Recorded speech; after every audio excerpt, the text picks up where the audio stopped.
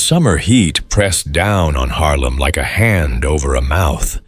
It was July 1968, and the streets smelled of burning garbage, sweat, and something else. The sharp, metallic tang of change coming whether anyone wanted it or not. Outside the Abyssinian Baptist Church on 138th Street, a line of mourners stretched 6 blocks into the humid night. Men in expensive suits stood shoulder to shoulder with junkies in rags. Church ladies in elaborate hats whispered prayers next to prostitutes in tight skirts. Italian soldiers in plain clothes took photographs of faces. On a rooftop across the street, an NYPD captain watched through binoculars, marking names in a small notebook. Inside the church, 5,000 people packed the pews, the aisles, every available inch of standing room. The air was thick enough to chew. Perfume mixed with body odor. Grief hung like smoke.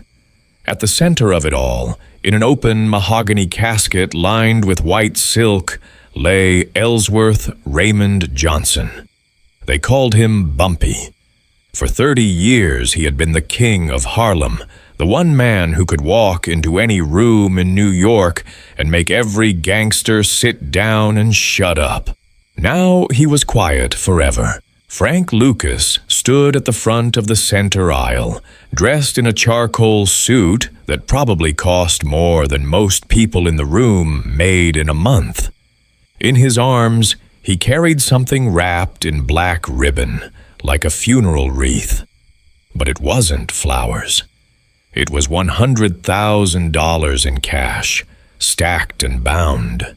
The crowd watched as Frank approached the coffin. For a long moment he just stood there, looking down at Bumpy's face.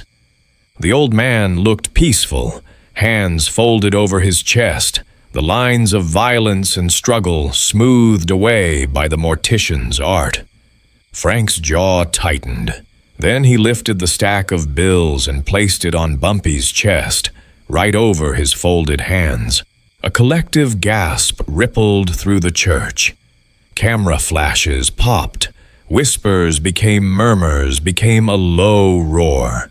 In the second pew, Mayme Johnson sat perfectly still. She was 50 years old, elegant in black, her face a mask of composure. She didn't look at the coffin. She looked at the crowd, at Frank, at the Italian soldiers by the side door, at the men in the back pews calculating angles. Her husband had been dead for 3 days, and already the vultures were circling. Near the side wall, Illinois. Gordon clenched his massive fists. He was a mountain of a man, scarred from 100 street fights, loyal to Bumpy for 20 years. He'd taken bullets for the old man, beaten men to death for him. And now some driver, some kid who'd been chauffeuring Bumpy around for a decade, was putting on a show like he owned the place. In the back, leaning against the wall with a gold chain glinting at his throat, Nicky Barnes smiled. He was in his late 20s, handsome, flashy, hungry. He watched Frank's performance with amusement. Let the old men play their games. The future belonged to whoever was willing to break every rule the past had written. Outside, 2 Italian soldiers finished their cigarettes and walked back to their car. One of them spoke into a radio. Across town, in a restaurant kitchen that served as an unofficial Genovese family office, Salvatore Ricci received the message. He was a slick, cruel man in his 40s, an underboss with ambitions. He smiled when he heard about Frank's display. On the rooftop, Captain Doyle lowered his binoculars. He was drunk most days and mean all of them, an Irish cop who'd been shaking down Harlem for 15 years. With Bumpy gone, the question wasn't whether there'd be blood. The question was whose. Down in the church basement, after the service, the real business began. There was food laid out, fried chicken, collard greens, cornbread, sweet potato pie. but nobody was eating much. Men stood in clusters, smoking, talking in low voices. Deals were being made, threats were being measured. At a large table in the center of the room sat the power players. Frank Lucas, still wearing his expensive suit like armor. Illinois Gordon, barely containing his rage. Nicky Barnes, spinning a gold ring on his finger. Sal Ricci, who'd come to pay respects and make sure everyone knew the Italians hadn't forgotten about Harlem. Captain Doyle, sweating through his shirt. Two other Harlem crew bosses whose names didn't matter as much as the guns they controlled. And at the far end of the table, almost invisible in her black dress, Mayme Johnson sat and watched. Illinois was the first to speak. He slammed his glass down hard enough to make the table jump. His voice was a low growl. "We're not turning this into a circus. Bumpy isn't even cold in the ground yet." Nicky's smile widened. He leaned back in his chair like he owned it. Bumpy is in the ground. That's the whole point. Harlem can't run itself. A rumble of agreement and disagreement moved around the table. Frank held up a hand. When he spoke, his voice was calm, measured, the voice of a man who'd practiced this speech. Bumpy prepared me for this. I know the books, the routes, the judges, the cops. I've been driving him for 10 years. I know every move he made. Illinois turned to look at him, and the temperature in the room dropped 10 degrees. "Yeah, you drove him. I bled for him. There's a difference." Before anyone could respond, Sal Ricci cleared his throat. All eyes turned to him. He spoke with the kind of quiet authority that came from knowing 50 armed men would come if he snapped his fingers. "Gentlemen, let's not forget. Whatever you think you inherited, Mr. Johnson still owed the Genovese family certain arrangements regarding territory and product. Those arrangements don't end just because one party has passed." Captain Doyle chuckled, a nasty sound. "Arrangements. That's a cute word for extortion."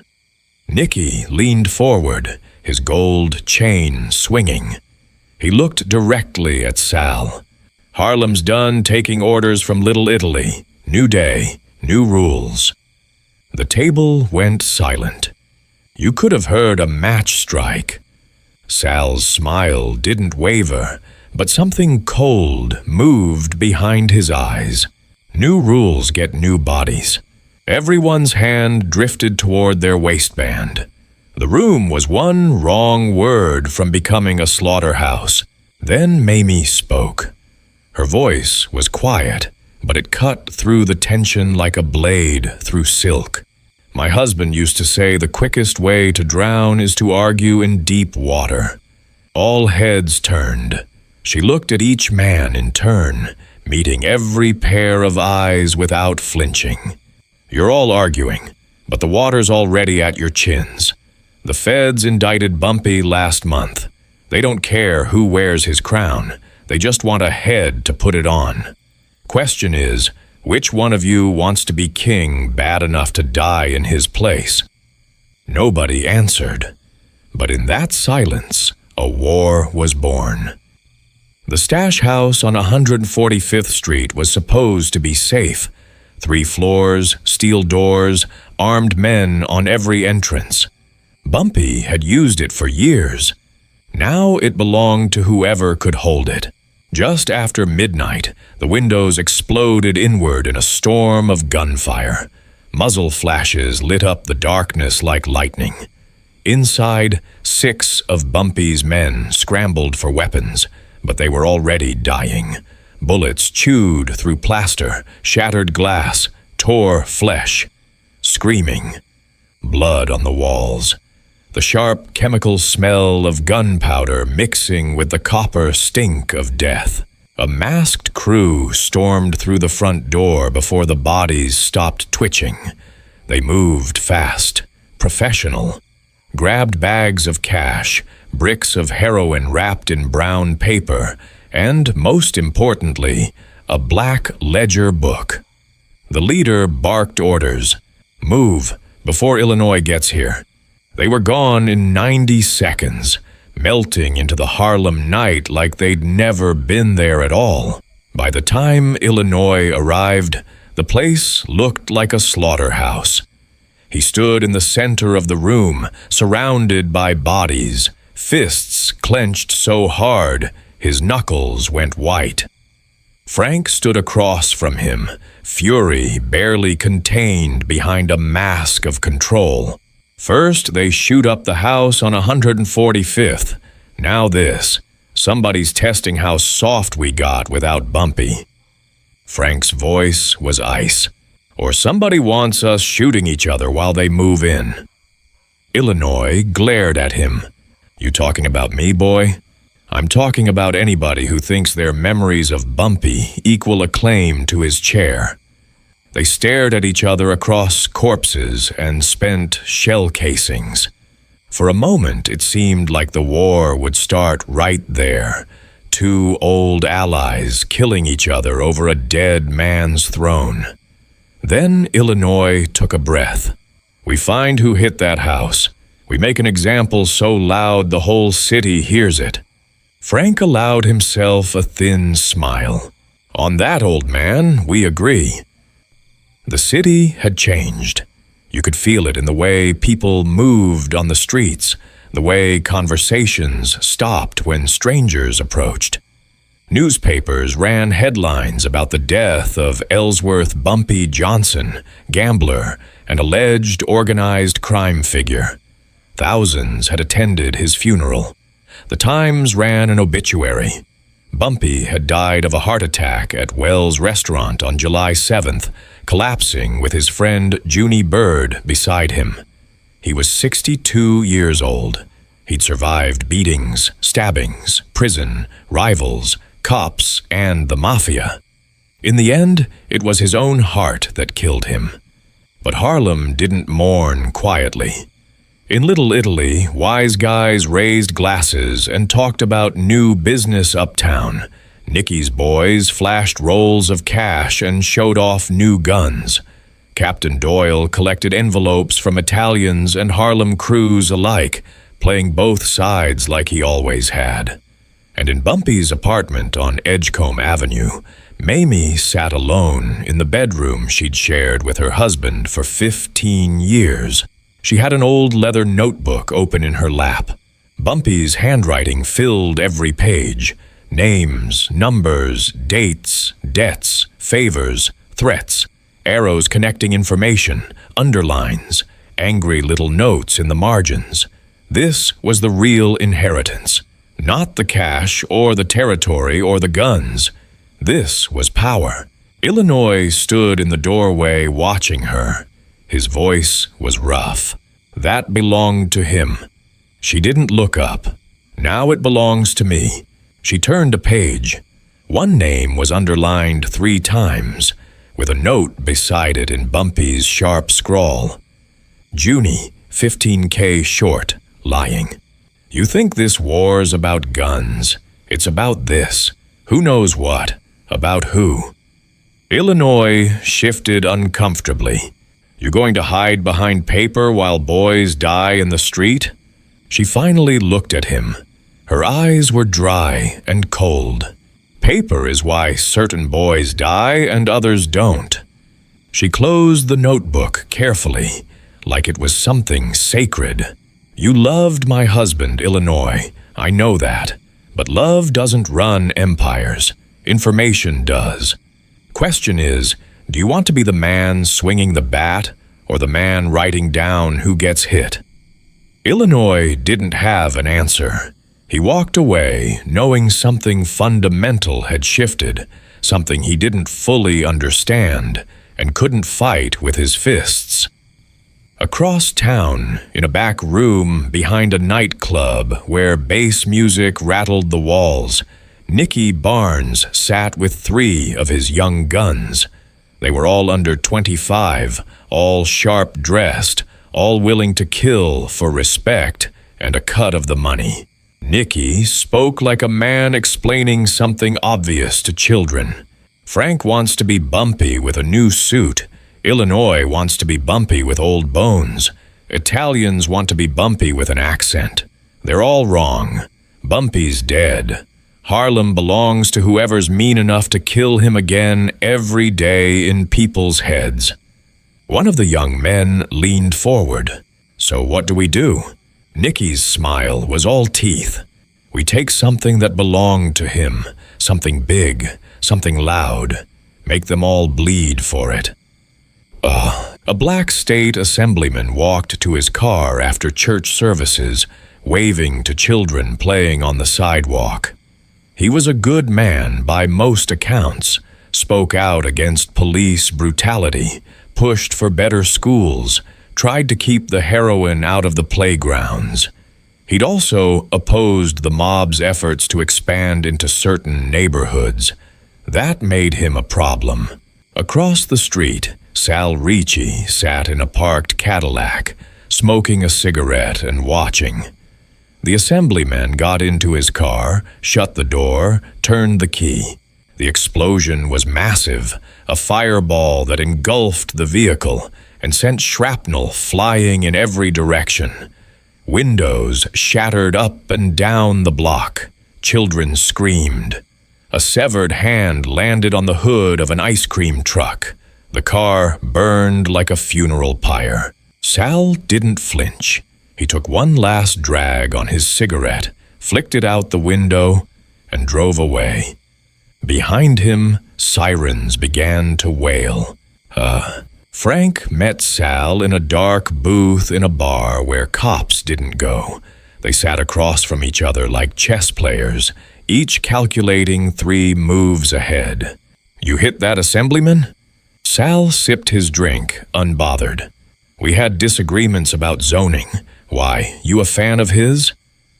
"I'm a fan of not having cops crawling all over Harlem because some Italian couldn't keep his hands off a bomb." Sal's expression didn't change, but his voice dropped to something dangerous. "Careful, Frank. You want to be a king. Don't start by insulting the only army on the board." "I want to be a king who doesn't answer to another king." They locked eyes. A long silence. Then Sal leaned back. "Then maybe we help each other. You handle the loud boys, the kid with the sunglasses, the old soldier. I make sure certain shipments keep moving. You take your cut, we take ours. Everyone's happy." "And if I say no?" Sal shrugged like they were discussing the weather. "Then we keep losing money, and when Italians lose enough money, people start dying in more interesting ways." Frank thought about it. This was the crossroads. Align with the mob and become what Bumpy had spent his life resisting. A puppet. Or refuse and get crushed between Italian muscle and Harlem chaos. "You help me put Nicky Barnes back in the playground where he belongs, maybe we can talk." Sal extended a hand. Frank hesitated, then shook it. The deal was made. The betrayal was set in motion. At dawn, police divers pulled a body from the Hudson River.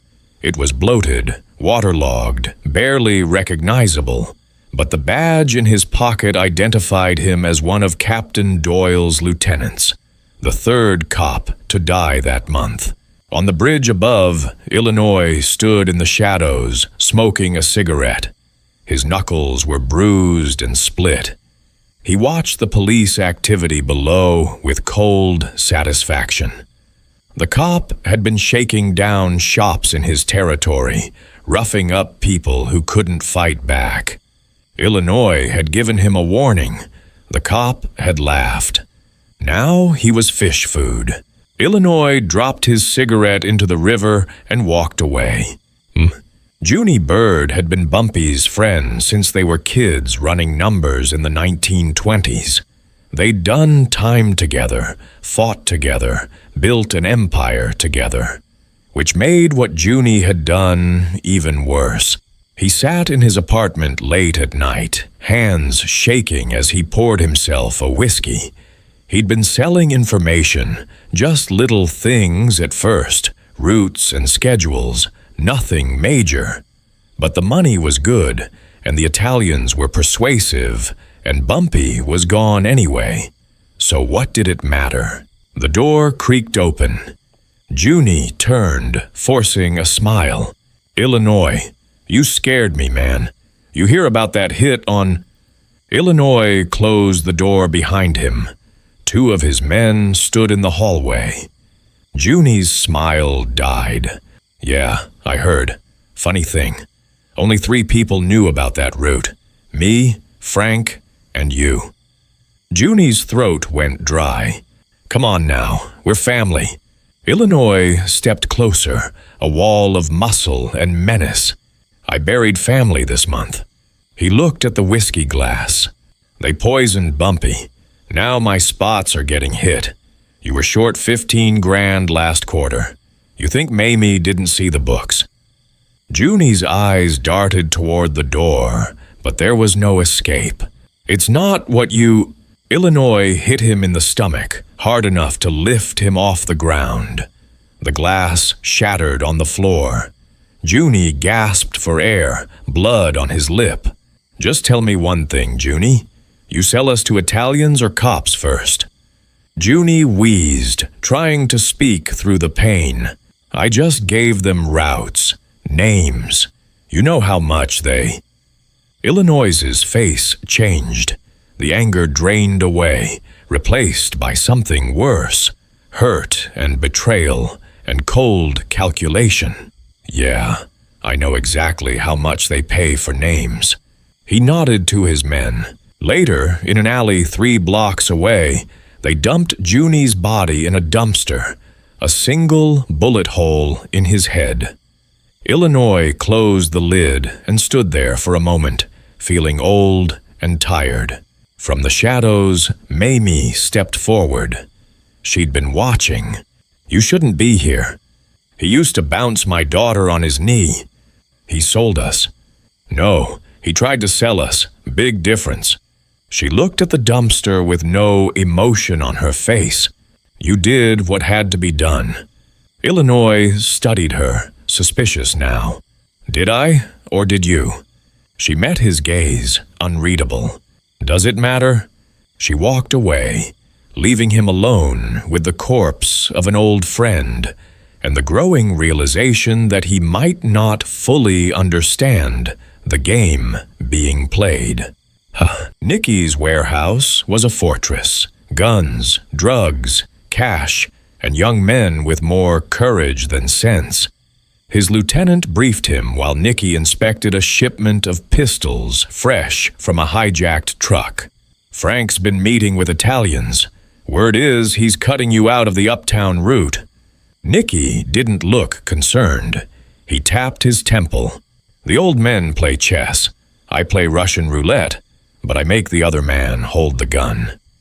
He stopped, smiled. "You ready to make some noise?" "Born ready, Nick." "Good, because tonight we rob God." That night, they hit Bumpy's main stash house, the big one, the fortress, the place Frank thought was untouchable. Nicky's crew came in hard and loud, explosives at the back door, fire, chaos, screaming. Frank's men fought back with everything they had. Shotgun blasts in close quarters, blood on the walls, the smell of cordite and death. Nicky moved through the violence like a dancer, 2 pistols, no fear, all instinct. He shot one of Frank's best men point blank in the face, watched him drop, stepped over the body. "Tell Frank that Barnes said hi." They grabbed bags of product and cash and disappeared into the night. Outside, police sirens howled. But Nicky had planned for that too. His crew tossed cash into the street as they ran, and suddenly the neighborhood erupted, people scrambling for bills, a human storm that blocked the police from pursuing. By the time the cops got through, Nikki was gone. Illinois burst into Bumpy's bedroom, shirt splattered with blood that wasn't his. Mayme sat at the desk with the notebook open. Nikki just took 3 more of our boys. Frank's smiling in Italian now. I'm done talking, Mayme. He slammed a gun down on the dresser. Next man says king to me, I put a bullet in his mouth. Mayme didn't look up from the notebook. You finished? He stepped closer, fury barely contained. You think this is a game? I think this is exactly what my husband knew it would be the day he died, which is why he wrote down everything, every debt, every favor, every secret.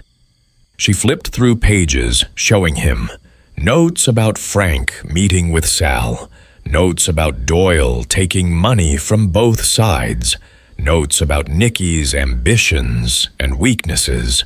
Frank is selling pieces of Harlem to the Italians. Doyle is selling all of you to the feds. Nikki is selling his soul to anybody who'll clap for him. She closed the book with finality. You can keep playing whack-a-mole with bullets, or we can cut the hands holding the game. Illinois stared at her. You're talking about killing a cop and an Italian underboss in the same week. I'm talking about reminding everybody what Bumpy Johnson's name used to mean. Fear. She stood, facing him directly. You asked me once who I'm protecting. Right now, you. What followed was swift and brutal. Captain Doyle got into his car one morning, turned the key. Nothing. He exhaled in relief, noticing the wire under his seat a second too late. The second turn of the key sent him to hell in a ball of fire that could be seen from 6 blocks away. That same night, Sal Ricci left an Italian restaurant with 2 bodyguards. A delivery truck screeched around the corner. Illinois was driving. Men leaned out with shotguns. The blast turned Sal and his guards into a red mist on the sidewalk. The truck was found burned out an hour later. No prints, no witnesses. A minor Harlem boss who'd been taking Italian money was found hanged in his office, the word rat carved into his chest with a knife. In 48 hours, the game board had been violently cleared of 2 major players. The city reeled. Frank Lucas sat alone in a bar, watching the news coverage on TV. Images of Doyle's burnt car, Sal's body covered by a sheet. He realized with cold certainty that this wasn't Nikki's work. Nikki was loud, chaotic, obvious. This was surgical. This was calculated. He looked up at the mirror behind the bar. In the reflection, he saw Mayme sitting at a table in the corner, also watching the news. Their eyes met in the glass. Neither of them smiled. The old supper club had been Bumpy's favorite place for big meetings. Now it was closed to the public, lights low, heavy with tension. This was where the last moves would be made. Frank, Illinois, Nikki, and a few remaining crew bosses sat around a table. Everyone had guns visible. The air was poison. Frank spoke first. We're losing money, losing men, lost the Italians and the cops in 1 week. He looked at Nikki. Barnes wants to be king so bad he's burning his own house down. Nikki sneered. I'm not the one blowing up cops. That was your girlfriend's play. The door opened. Mayme walked in, calm, dressed in black, carrying Bumpy's leather notebook. The room went silent. One of the crew bosses looked at Frank. You invited her. I didn't. Mayme walked to the table and dropped the notebook on it. The thud was heavy. Final. Boys, sit down. Nobody moved. Nikki laughed without humor. You got a gun under that dress? No, I've got something better. She tapped the notebook. Every judge Bumpy paid, every cop, every shipment, every debt you owe, Frank, every time you lied, Nicky, every mouth you fed, Illinois. The feds would kill for this book. Silence. They understood immediately. This was the real power, the information that could bury any of them. Frank's voice was carefully neutral. What do you want, Mayme? Same thing you do. I want Harlem to live. Difference is, I don't need to put a crown on my head to do it. She looked at each man. Here's how this goes. Frank runs the numbers and the clean fronts. Illinois runs muscle and collections. Nicky gets one part of town to ruin however he likes, west of Lenox. You cross that avenue, Illinois kills you himself. Nicky scoffed. Says who? Before he finished the sentence, Illinois had his gun out, aimed at Nicky's head. Everyone else drew weapons. A frozen triangle of death. Try me, boy. Mayme continued as if nothing had happened. In return, I keep this book out of the government's hands, out of the Italians, out of the papers. Frank studied her. And it stays in yours? She smiled slightly. Where else would it be safe? Nicky was shaking with rage. This is bullshit. I'm not bowing to some dead man's wife. The gunshot was deafening in the enclosed space. Nicky staggered, blood blooming on his shoulder. Illinois lowered his gun, smoke curling from the barrel. That was me being polite. Chaos erupted. Nicky's men grabbed him, guns up. Everyone shouted, aimed, fingers on triggers. Frank stood up, voice cutting through. Everybody put them down, or this room turns into a coffin with chairs. A long, terrible moment. Then, slowly, weapons lowered.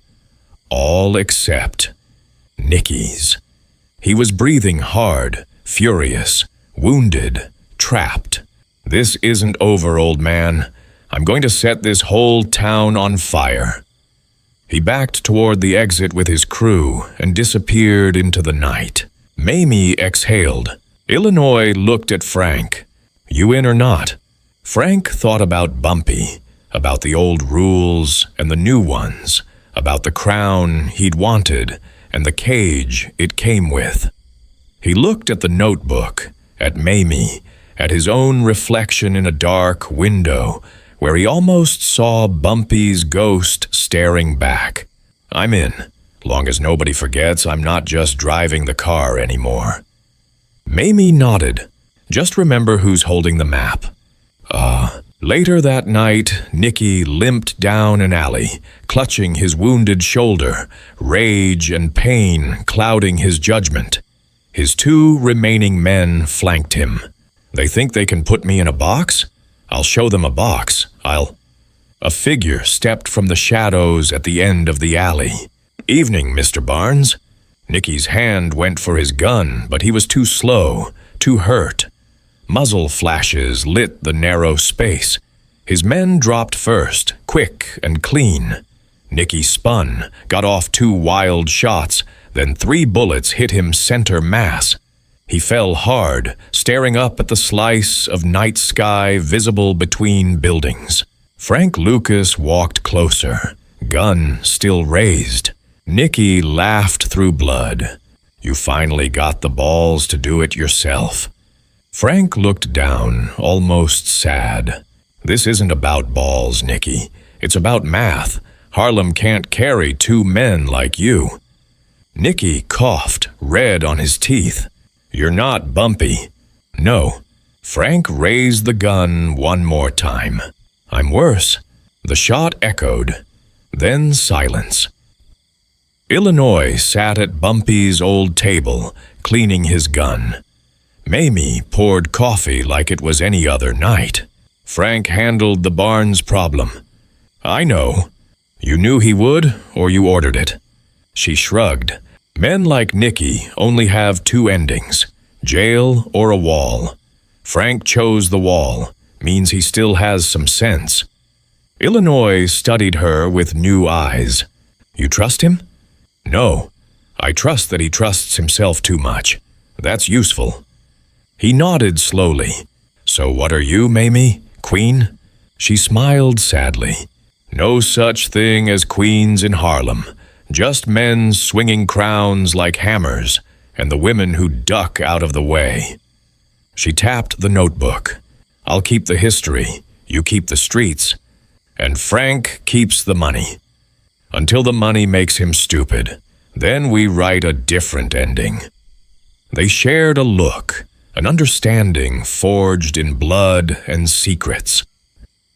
In the weeks that followed, Harlem settled into a new rhythm. Frank Lucas moved through the neighborhood in expensive suits, shaking hands with business owners, cops, the remaining Italian emissaries. He was building something, though whether it was an empire or a prison remained to be seen. Illinois oversaw collections, beating one man, patting another on the shoulder, enforcing the new order with old methods. Mayme sat in quiet rooms, turning pages in the notebook, adding new names in her own neat handwriting. The ledger grew thicker.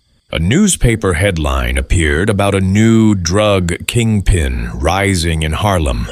The photo was blurred, but it might have been Frank Lucas. He would go on to build his own empire, eventually becoming the subject of movies and legend. But that was later. For now, in the summer of 1968, after Bumpy Johnson's funeral, after 8 weeks of blood and betrayal, Harlem had a new king. But the real power stayed where it had always been, in the hands of the one person who never needed a throne. Mayme Johnson closed the notebook, now thick with new pages and old secrets. She looked at Bumpy's photograph on the dresser, his face frozen in a rare moment of peace. You left me a mess, Ellsworth, but you also left me the broom. She turned off the light. Outside, Harlem breathed and bled and kept living, the way it always had, the way it always would. The crown had changed heads, but the game remained the same. And somewhere in the darkness, another hungry young man was already planning how to take what Frank had built, how to kill the new king and claim the throne for himself.